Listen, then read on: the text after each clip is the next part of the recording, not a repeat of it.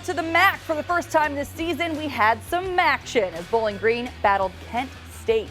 First quarter, second drive for Kent State. They've already scored. Joel Shaw gets the rock. A handful of Falcons attempt to wrap him up, but he bullies his way into the end zone. Golden Flashes up 14-zip.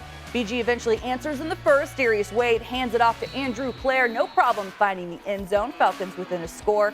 They'd be down 21-7 in the second quarter, though. Wade looking to cut the deficit in half. His throws picked off by Davon Jones. Doesn't get any better for the BG offense. 1 minute to play in the third. A little bit of deja vu here. Wade rolls out another Kent State INT. 2 interceptions for Wade on the day.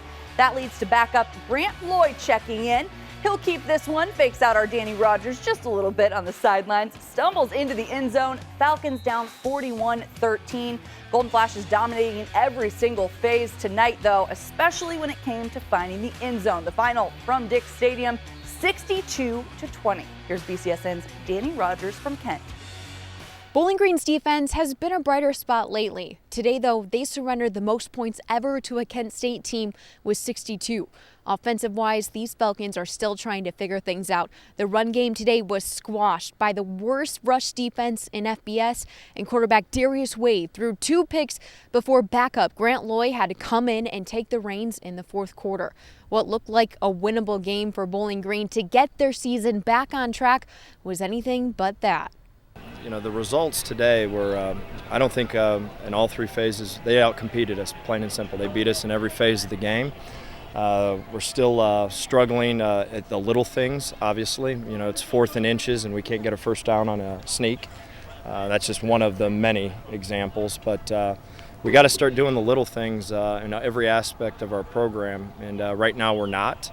And we're getting those results. And right now it's tough. Everything's hard. Everything's from running a run play to throwing a pass play to defending the pass to defending the run is not easy right now. All phases of the game.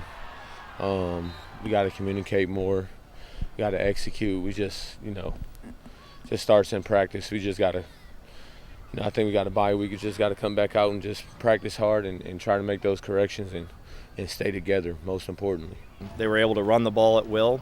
I looked at the stat sheet. That's our biggest issue on offense is that we're not running the ball efficiently. We ran the ball 45 times for 140 some odd yards. That is not good enough.